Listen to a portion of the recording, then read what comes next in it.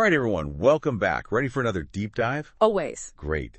Today we're going to tackle a passage from Corinthians, chapter 6 specifically.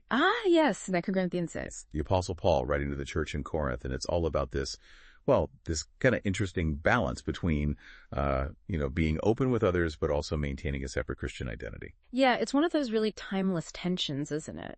It's something that I think so many people of faith wrestle with, even, all these centuries later, how to be in the world, but not of it. In the world, but not of it. Right? I like that. So let's dive in. We'll start with, those first 13 verses 1 through 13, where Paul really makes this passionate plea for openness. Mm-hmm. And right off the bat, he hits us with this super intense, urgent, now is the acceptable time. Look, now is the day of salvation. Whoa. Why start with that intensity? It's almost like he's not just offering friendly advice, right? Yeah. It's like, this is a call to action. It's urgent. It's like, don't miss this chance. Yeah. This opportunity to reconcile with God. Don't let it pass you by. Yeah, it's a real wake-up call. And then he goes on to list all these hardships he's endured, to kind of give weight to what he's saying. He's faced persecutions, imprisonments, riots. Talk about walking the walk. Yeah, absolutely. And it really does lend so much authenticity to his message, doesn't it? It's like, look, I've been through the fire for this faith. What I'm telling you is worth it. You know? Right. He's not just talking the talk. He's lived it. Yeah. Okay. And then it gets even more personal. It's like he's bearing his soul when he says, our heart has been opened wide to you. Open wide your hearts to us also. There's a vulnerability there. Right. Absolutely. And I think that's what makes it so powerful. You have this man who has gone through so much, suffered so much, and yet he's pleading for that reciprocal openness. He's not saying, you have to obey me. He's saying, I want us to connect genuinely on a level of trust and understanding. Yeah, and it's fascinating because then we get to verses 14 through 18, and it almost seems like a complete 180. He starts talking about this idea of separation from unbelievers. Yeah. He's even using some pretty stark language, like, what partnership is there between righteousness and lawlessness, and what fellowship does light have with darkness? It's like, wait, hold on. Didn't we just talk about opening our hearts? Yeah, I can see how it could seem contradictory at first glance.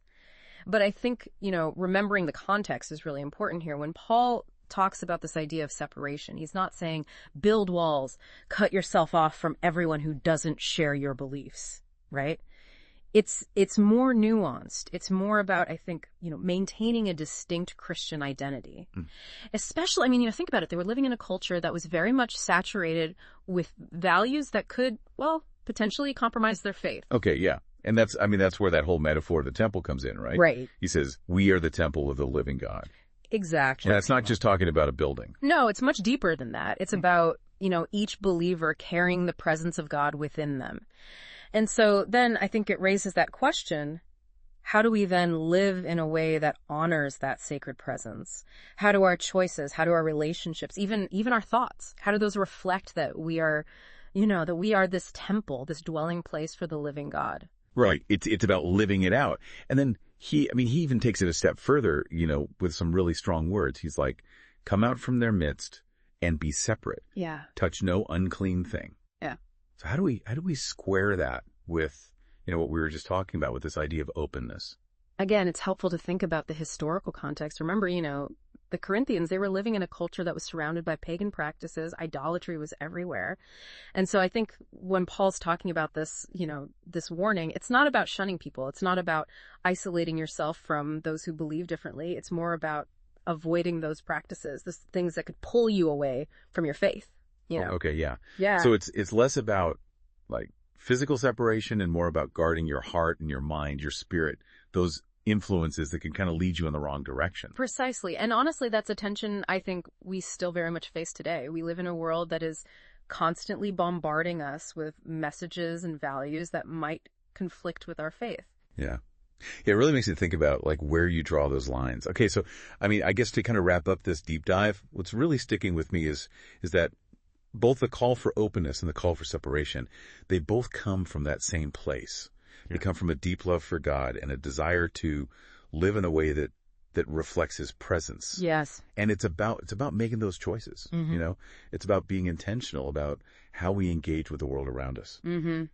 And I think that leads to a really important question for all of us listening.